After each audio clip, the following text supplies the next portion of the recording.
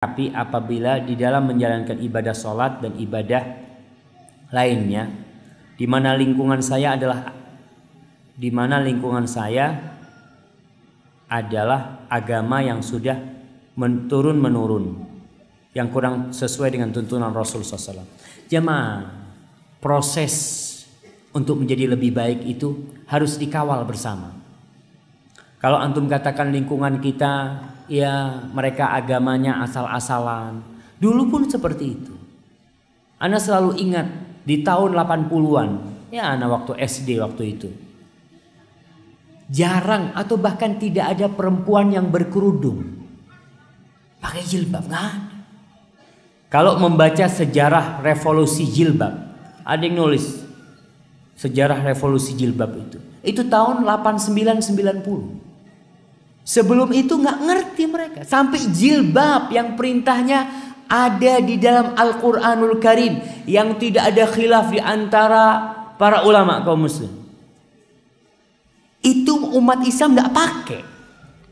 Bahkan istrinya ustadz, masya Allah. Istrinya ustadz. Allahu Akbar. Anak kadang-kala boleh enggak jamaah mandi di sungai telanjang? Boleh apa enggak? Boleh. Siapa yang bilang enggak boleh? Yang penting enggak ada yang ngelihat. Yang penting enggak ada yang ngelihat. Tertutup, enggak ada yang ngelihat. Di beberapa tempat itu ya Allah ya. Padahal daerah-daerah pesantren, daerah pesantren terkenal itu wanita lelaki mandi di sungai telanjang. Apakah ada khilaf di antara para ulama? Enggak ada jemaah.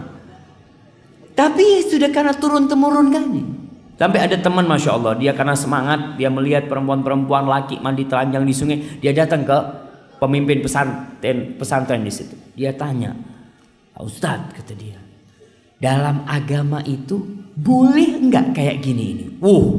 Ya haram itu ya, kata dia. Haram itu, kata dia.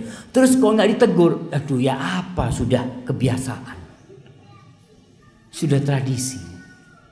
Akhirnya kita membiarkan tradisi walaupun bertentangan dengan syariat. Kita pelan-pelan, insya Allah masyarakat kita semakin baik. Media sekarang ini semakin membuat mereka lebih pintar. Kita pun dulu sama seperti mereka. Anak pun dulu nggak ngerti ya. Orang tua nggak ngerti, pelan-pelan, masya Allah.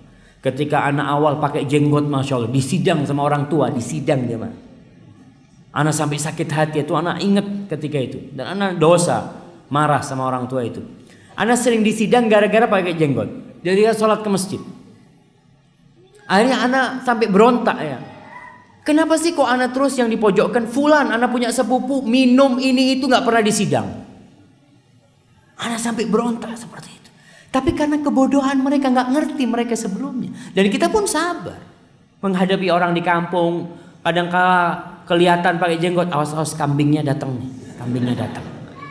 Nah, kita ingat waktu jadi di pesantren itu ada seorang ustadz, satu ustadz yang pakai jenggot pada waktu itu. Dia pernah training berapa bulan lalu balik. Mahasiswa, bukan mahasiswa ya. Santri-santri itu nulis di tembok, kambing welcome to kandang. Allahu Akbar jemaah. Karena kebodohan kita jemaah. Kita pun menghina seperti itu karena kebodohan. Jadi antum harus sabar di masyarakat, pelan-pelan ya. Jangan sok menghadapi masyarakat.